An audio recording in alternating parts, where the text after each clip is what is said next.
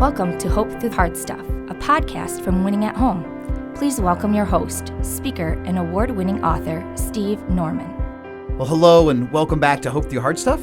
I'm Steve Norman, and it is my great honor and privilege to welcome as our guest today Ann Lukas, who is a parenting coach here at Winning at Home. Ann, tell us, how did you find out about Winning at Home, and how did you end up in the role that you're in? Wow, that's a big story. I definitely have heard about Winning at Home just over the years living in this community, listening to Dan share some messages at churches. But then getting here is probably the biggest part of my journey, just in my parenting journey. I have biological kids, I have foster kids, adoptive kids, and so I've just learned a lot and had to learn a lot about parenting and parenting differently, and that eventually led me to becoming a parent coach to help other parents learn what I have learned the hard way. So for people who haven't heard of a parent coach, what does a parent coach do, and when does somebody know that they need one? Sure. A parent coach is really, if you think of it like a sports coach, right? Where a coach helps you strengthen your areas that you're good in and kind of points out some weaknesses and helps you develop those into, greater strengths as well. So parenting coach will just kind of help you when you're struggling, when you're like, nothing I'm doing is working, I'm very frustrated, I need help. And that's when a parent coach is great. It's a safe place to say your frustrations, which a lot of us don't have that safe place, especially if we're like fostering or adopting. Sometimes it's hard to find that safe place to share what you're really frustrated about. And how did your family get involved in fostering and adopting? What did that track look like? Yeah, it was just a seed that was always planted in my heart. And there was one time at a church message, somebody shared about their foster journey, and my husband and I found ourselves just weeping at the end of the service, thinking it was one of those services where everybody's crying. We looked around like, no, it's just us. What's going on here? So we prayed about it, and the Lord just kind of brought us into our foster journey about like 12 years ago. And what have been some of the greatest gifts? Well, the greatest gift is we've adopted our youngest son, who's now 10. So that's been a blessing to be part of that. And for the friends that I have had who have done fostering, it's really rewarding. It can also come with its own kind of batch of stresses and strains. What words of encouragement or insight do you have for people who might be early in their foster experience? Mm-hmm. What has been so amazing in my journey is seeing how close God is, how he answers my prayers, how beyond anything I can learn in books from smart doctors that study the brain and trauma, God knows it all, and he can give us wisdom and knowledge, and just really seek him for everything. And when you're kind of feeling weak to do that, seek other people to support you and lift you up in prayer as well.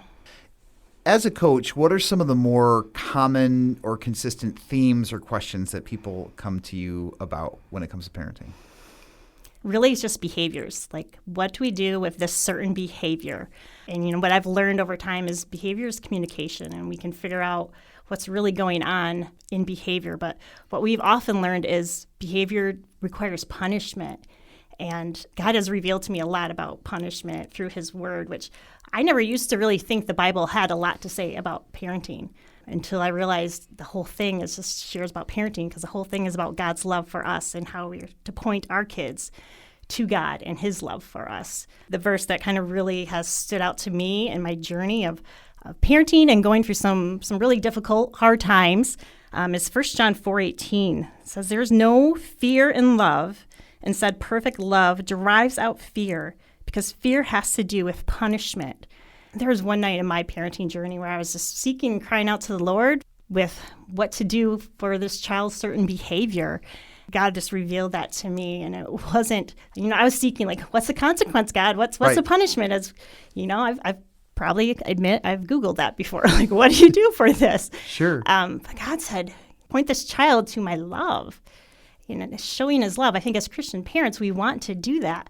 But then punishment does not point him to God's love. It points us to fear, and fear separates us from God. There's no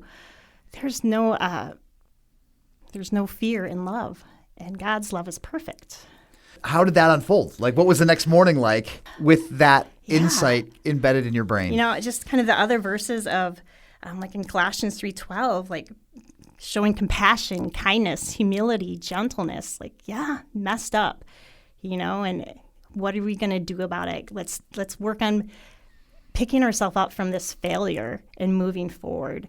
And I think sometimes The word perfection has been something I've wrestled with for a long time personally. Okay. I just had a birthday, and you get all those nice, kind texts, right? And one of them said, "I hope your day is perfect."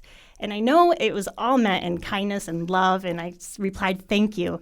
But in my spirit, I kind of rejected it because when I expect perfection from others and myself, I'm going to fail. I'm going to be disappointed. And that has kind of been part of my parenting journey, is not expecting perfection, but to point to the perfect God through love, through kindness, through gentleness, compassion. What do you think it is about our own wiring that wants or needs our kids to be our version of perfect? Yeah, I think we all long for that perfectness of heaven. Sure. Right? And we're not there yet. So I think we have a longing for perfection, and like the world twists that into thinking we could have that now. Like it's those little things in life where there's kind of that twist of thought, like, oh, we can achieve perfection. We watch the Olympics and someone gets a perfect 10, but that's not really how life is. God is perfect. We are good. He created us good, not perfect. It's funny that you mentioned the Olympics because when, this last year we had the Winter Olympics, and when you watch events that are rated by scores, like figure skating, other thing, all you watch for is people's mistakes. Like, because all of the 90% of a routine is just picture perfect. And then you're waiting for a slip, or you're waiting for a fall, or you're waiting for somebody to miss a landing, and that's where the drama is. And if we're not careful, we'll end up kind of skating over or overlooking all of the successes and all of the wins and all of the just kind of stable good days that might not be particularly dramatic, and focus on the really high highs or the really low lows. Yeah. One thing I teach my parents is we're looking for progress, not perfection. And when you can see those little bits of progress, even if it's just one step forward and the next day it's 2 steps back, you remember that one step forward. That's progress, and that's what we're seeking. Yeah. And it sounds like sometimes in our parenting journey, that progress, like you just said, can take longer than we want it to. Definitely. What do you say to parents who are like, hey, I'm getting this one behavior. It's been 6 months or 2 years, and the needle doesn't seem to be moving. It's one, I always point to God first. Let's pray. What are we missing? What does this child need that they are not getting? What is maybe their unmet need, their skill that needs to be learned yet? And how can we help God partner with him to help that child move that needle a little bit forward? So what are some of the other kind of wins that you have seen in your own journey as a parent? Like what are some of the, when you learn that lesson, how did you balance that temptation to punish and still the expectation that like discipline and boundaries still have to be a part of the equation, but discipline and boundaries don't have to look like punishment. Right. They can look like love. How did that evolution happen for you? It just over time, there's lots of trials and errors, just like parenting in general. And when we have a baby, we have to figure out what their cries mean. A lot of trials and errors and mistakes. But over time, once you realize how much more peaceful your home can be when it's not a courtroom and a judge and with these little criminals that you have to dole out the punishment, right? When we can just become the detective and work together on the same team, we can work together and feel that joys together with our child who's having a hard time when you see them having that step of progress. Yeah. And that's just rewarding in itself. Like, oh, that wasn't a fight. Right. We worked through that together in calmness and peace, or maybe a little more peaceful and calm than it used to be. So do you have just specific examples for how parents can shift from fear-based punishment that maybe a lot of us in our generation grew up with towards a love and gentle-based discipline? I think the biggest mindset shift, I kind of talked about the judge and the detective, is really that behavior is communication. So trying to figure out what is that behavior communicating. And then you get into more of a helping role versus that punishment role. And I think if you can have that shift of, I'm here to help you. Like when our babies cry, we go to help them. Yeah. But then kids all of a sudden start walking and talking. And like, we respond differently because we feel like they're almost all these developed person, but they're just maybe a 2 or 3 or 8 or 12-year-old. So really just to be curious, I think is the biggest shift. Yeah, that's great. I remember reading through the 23rd Psalm, and I had always grown up hearing that God's rod was a rod of punishment. And sometimes when I look at that, the passage again, I'm like, okay, so God is our shepherd, and he has a rod and a staff. I'm like, what's the difference between the rod and the staff? And I realized that the more research, like a rod is a weapon, is a defensive weapon. Right. Like a rod protects us Yeah. from wolves or other threats. But what the staff does is the staff protects, like kind of a shepherd's crook.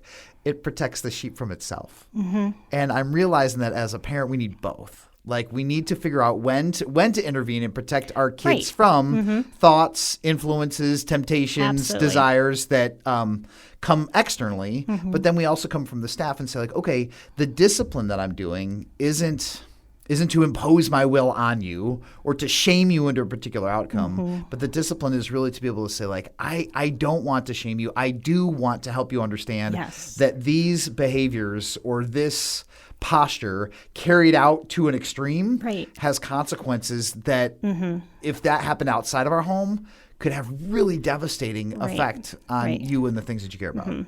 But often in that, we can go to this place of future fear, right? That's not even true. And then we're back in fear-based parenting again. And often in my home, like, okay, we just need to talk about what is happening now, not what we're afraid about in 5 years or 10 years. Gotcha. So if you could have had a coach early on in your parenting journey, what would you have asked that person? Man, that's a great question. I don't think I knew what to ask because I didn't know what I needed to know because I thought I knew it all. When I started parenting, I remember going to the grocery store. My kid's never going to act that way. So I think parenting is so humbling, right? It teaches us what we don't know. It teaches us what things we need to work on in ourselves, what triggers that we maybe have from our childhood that we need to heal and work through. So really it's just someone to constantly guide me and point me back to God to say, what is this revealing about you and your heart and your spirit? Yeah. Talk a little bit more about the triggers that we might experience in our parenting that bring us back to the way that we were parented.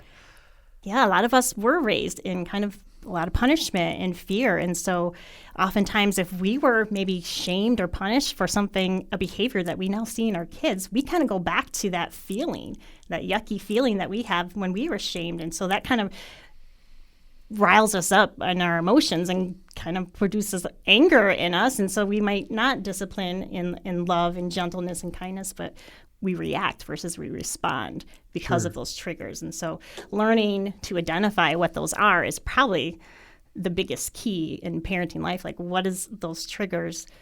Recognizing anything, emotions, right? Recognizing our emotions is what help us heal through those emotions. I'm realizing that, again, like I'm not always consciously aware of this, but sometimes if I'm able to kind of zoom out and look at myself from that fly on the wall perspective, I'm really convicted to be able to say, the reason I tend towards using shame as a formation tool with my children is because I'm carrying shame somewhere in my life. Yeah. So it's not like I'm in a really healthy place and I just kind of pulled the shame lever off of the toolbox to use that. It's like, but if we have shame, then we use shame. We become agents and conduits of shame. So the best way to unshame our children is to do kind of a deep shame inventory to be able to say. It's really just your interpersonal work in yourself. Yeah.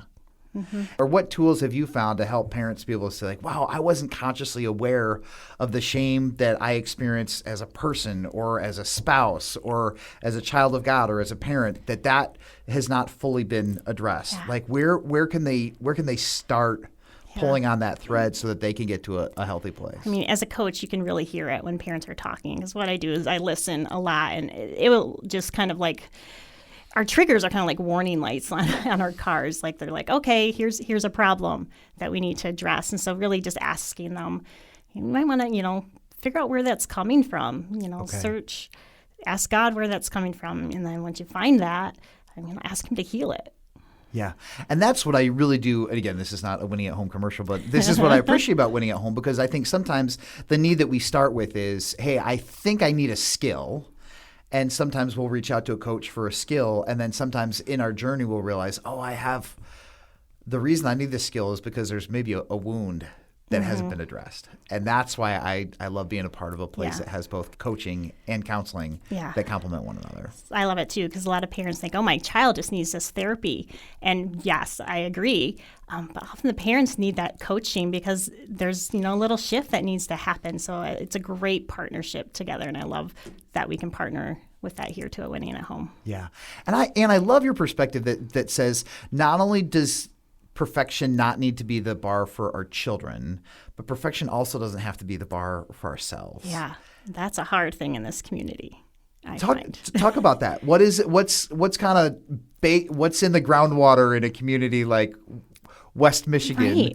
Right. I'm sure we're not the only community, and other people listening are from other communities, but it was just we're wired for that perfection. We grew up for our first 20-some years having grades and letters and numbers associated with our performance. So it's kind of just been ingrained, like we need to achieve. And, sometimes our religion even taught us that we need to achieve to gain God's love. And now we know that's not true. Yeah. But sometimes we either heard that maybe or kind of received that in what we saw growing up. Are you a West Michigan native? Did you grow up around here? Yes. Okay. Yeah. So I'm a transplant, and so I remember coming here and appreciating so much of the beauty and the Dutch immigrant history and the hard work. And one of the things we love about the Tulip Time Parades is it starts with people like literally sweeping the streets, right? I never thought about that. And for as fun as that is, that's also a reminder that like clean and order and tidy and appearance is part of the psyche. It's part of the ethos. And that doesn't have to be bad. I think there are a lot of beautiful things that come with that. Like I've never lived in a community that had better looking lawns. So there is an upside. The flip side or the caution there is that we could inadvertently put pressure on ourselves and others to say things that aren't true about our lives or our journeys for the sake of maintaining appearances. Right. I think, like I said, parenting is humbling, and you want to be perfect, and you want your little children to be perfect, not to reflect God, but to reflect you. And that's not right, but it's kind of what we often do. And so when a child is misbehaving, well, that shows us that we're not perfect. And we're not showing our community that we're perfect. Yeah. And that's been a journey in my life to get through, and especially, having kids with trauma, their behaviors are not perfect. Sure. And it's pretty evident. It's not just in our house where you can kind of keep it behind closed doors. It's everywhere. So, just having that humility that God created us good, but he did not create us perfect. Well, and especially with the complexities of both fostering and adoption, you can't put a sign around your child's neck in the store that says like this person has a trauma backstory. Right. Like that's not it's not fair and honoring to them. No. But there is a part of you that's tempted to be able to say like this isn't my fault. Right. Right. So how has that arc worked for you particularly, Anne? Like how did you get to a point where either A, you found community with other parents that gave each other grace to be where they were, or B, you just chose to not care as much about what other people thought, said, or believed about you as a parent? Yeah, it's A, B, and C, and just really C would be seeking God for who he says I am. Good. Mm-hmm. And what are some of the regular reminders or anchors that you use to come back to that? Like, because you can hear God say who you are on Tuesday of 1984 and have it evaporate by Wednesday of 1984, right? Like, so how do you keep anchoring yourself in that? Because identity isn't a static journey, it's a fluid one. Right. Just staying in his word, because in his word, he tells you that you are loved and you are made good, and he created you with a purpose to glorify him. Yeah. And even when you go through the hard things, God uses that to, especially what I get to do is to help other people going through hard things too, and it brings God glory. And sometimes I wonder why God didn't create us perfect, why he only created us good. Yeah. And it's so we could point to God in his perfection and his love, because if we are all perfect little gods around here, there'd be no need to point to him. Gotcha. And any final or closing words of encouragement or challenge to parents who are just in the grind? Start with empathy. Really listen to your children when they're having a hard time. And like I said, be curious. kind of recognize your own emotions and, like we said, the triggers. We talk a lot about, especially in trauma, co-regulation and regulating, and just really recognizing what's going on in yourself and your emotions, and kind of working on yourself first, even before you can help your child. Okay. And if people want to reach out to you for coaching, what does that look like? What step do they take? Yeah, I think the easiest would be just send me an email at ann@winningathome.com. Ann, no E. Perfect. Thank you so much for your time. We really appreciate it. Thank you. It was a pleasure. Appreciate it. You've been listening to Hope Through Hard Stuff. Thanks so much for being a part of our conversation. If you've got questions about coaching and how it works, please reach out to us at winningathome.com. Thanks so much. We'll catch you next time. Thanks for listening to Hope Through the Hard Stuff. If you liked what you heard, please remember to subscribe to it, rate and review it, and then share it with others. Winning at Home offers hope through counseling and coaching, motivational speaking, community events, and other media resources. If you believe in what we do and want to support us in our mission, consider making a donation at winningathome.com.